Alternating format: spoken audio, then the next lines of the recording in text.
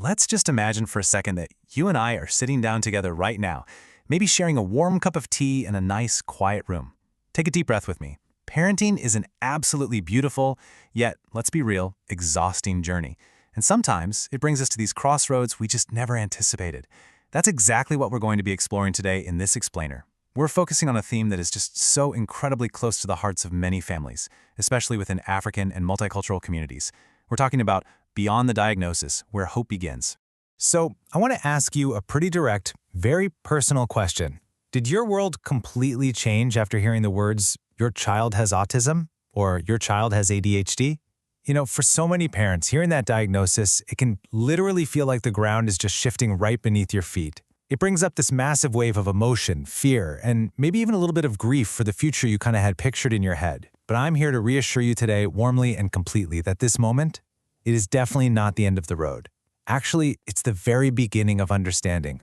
You see, we actually tend to look at a diagnosis entirely the wrong way. Society so often treats it as a label, right? Like this heavy tag that's just meant to box a child in or completely change who they fundamentally are.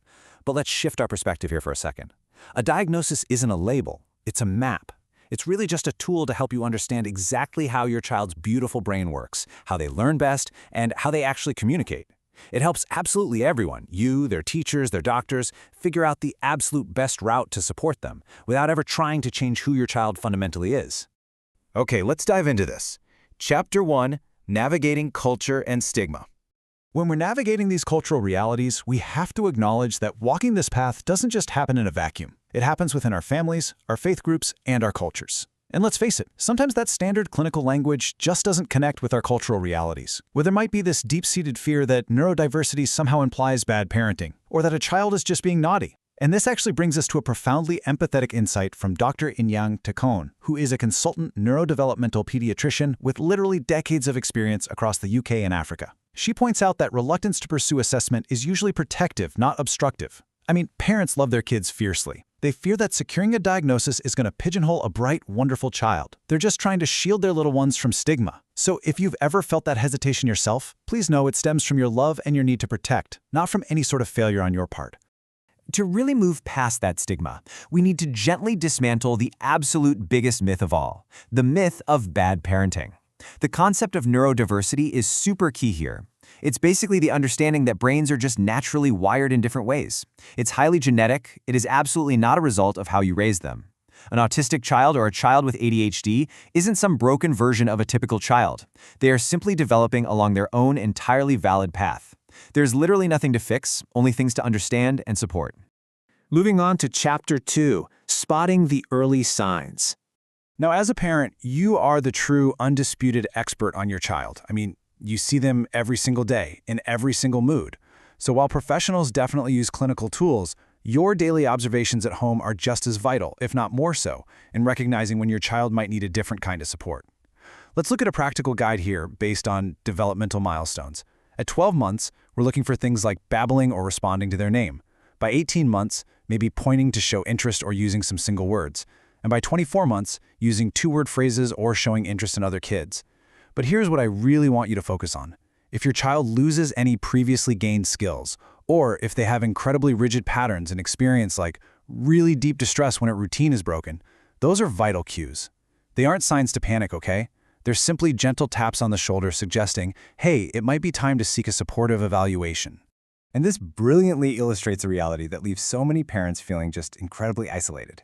You might go to your child's school, right, and the teachers tell you, oh, they are fine, so calm, so compliant.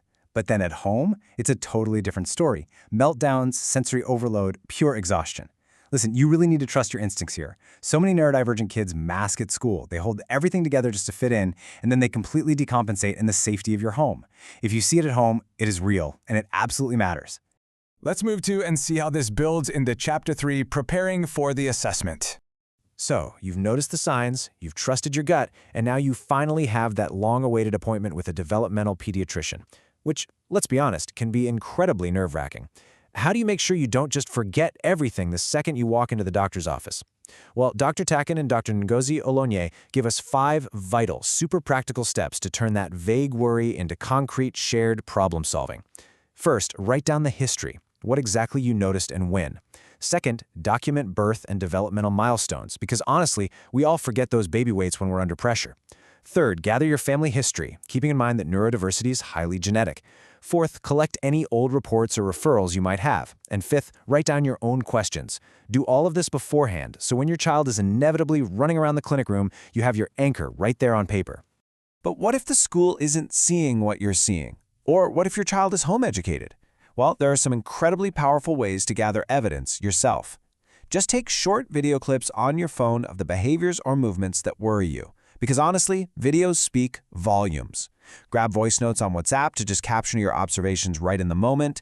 Get letters from Sunday school teachers, maybe gymnastics coaches or community groups. Doing this broadens the picture for the clinician way beyond just a standard school report.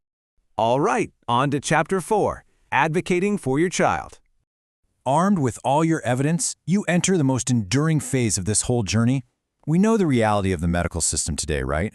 Routine surveillance is reduced, and waiting lists are just painstakingly long. A referral alone definitely does not automatically unlock the support your child needs. So, the crucial point is this: you have to use your voice. Advocacy is expected by professionals, and it's respected. Sometimes parents, especially from cultures that really heavily defer to medical authority, feel like asking questions or following up makes them a difficult parent. It doesn't. Calm, consistent, strategic advocacy is simply about protecting your child's needs over the long haul. If things go quiet, you call them back. If you don't understand something, you absolutely ask for clarification. But hey, you cannot pour from an empty cup. Dr. Uluwanye emphasizes that surviving this journey means you really have to look after the advocate, and that's you. You must prioritize your health. Sleep, nutrition, movement, these aren't luxuries, you guys. They are literally part of your child's care plan. You also have to refuse isolation by leaning into your faith groups, parent networks, and your trusted friends.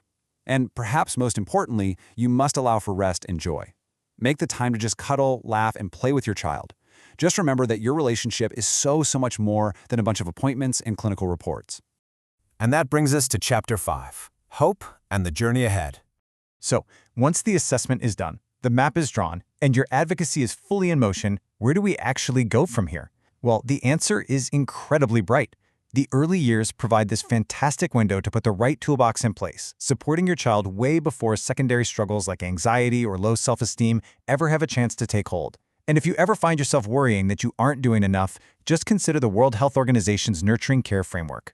It outlines exactly what every single child needs to thrive: good health, good nutrition, safety, opportunities to learn through play, and responsive, warm caregiving. Just look at that list for a second.